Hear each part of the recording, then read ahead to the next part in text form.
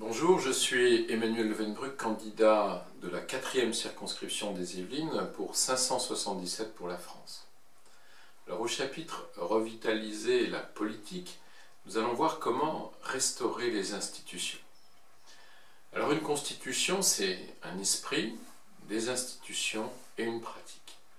Et nous allons voir comment conserver l'esprit, modifier la pratique, clarifier la lettre et réviser le texte au final de cette constitution.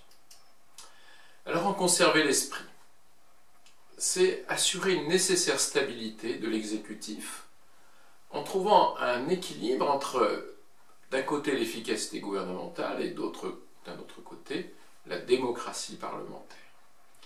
Écoutons le discours devant le Conseil d'État de Michel Debré le 27 août 1958.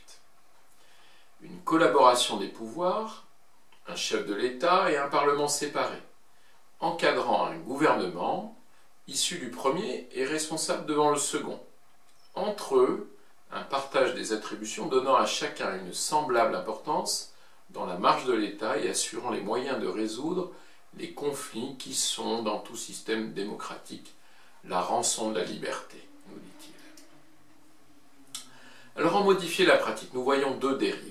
D'abord la présidentialisation, qui est due à une modification du temps politique. Le septennat a été remplacé par le quinquennat, il y a inversion du calendrier électoral et puis la mise en place de réformes, des primaires, des primaires de la droite et du centre et des primaires de la gauche très récemment. Ça c'est un point, la modification du temps politique, et le second point c'est le changement de comportement, avec des styles présidentiels qui sont mis en avant, exacerbés par la surmédiatisation. Et ces deux points font qu'au final, on aboutit à la fois à la dévalorisation de la fonction et à l'omniprésence de son titulaire. La deuxième dérive, c'est l'effacement parlementaire. Alors il y a eu des révisions de loi en 2008 sur les nouveaux pouvoirs du contrôle des administrations et d'évaluation des politiques publiques. Le Parlement, pour autant, consacre toujours autant de temps, plus des 3/4, à la production législative. Quelqu'un a dit des lois bavardes fixant des règles rigides à la pratique molle. En clarifier la lettre. Alors nous voudrions clarifier les rôles respectifs du président et du Premier ministre. Le premier devant déterminer la politique de la nation et le second la mettant en œuvre. Et le rôle du Parlement aussi n'est pas défini par la Constitution. Il devrait être écrit ces trois rôles, les rappeler. Voter la loi, contrôler le gouvernement et évaluer son activité et ses actions, les deux derniers rôles étant, on l'a vu précédemment, relativement secondaires aujourd'hui, voire même insignifiants.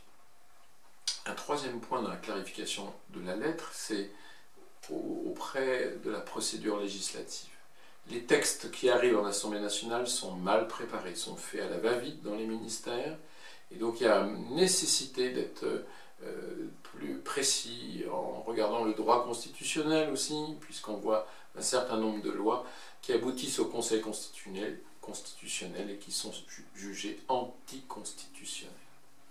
Revoir le droit d'amendement, des dizaines, des centaines, des milliers d'amendements viennent alourdir la procédure législative, et puis restreindre aussi le domaine de la loi. Benjamin Constant disait « étendre sur tous les objets la compétence de la loi, c'est organiser la tyrannie ». Alors réviser le texte, c'est pas pour changer de régime, mais on aimerait quand même pouvoir y mettre cette séparation stricte des pouvoirs, revenir peut-être sur le retour au septennat, éventuellement non renouvelable, et puis intégrer le référendum d'initiative populaire. Mais surtout, nous voudrions traduire constitutionnellement la réforme territoriale que nous portons avec la suppression des départements, la réforme du Sénat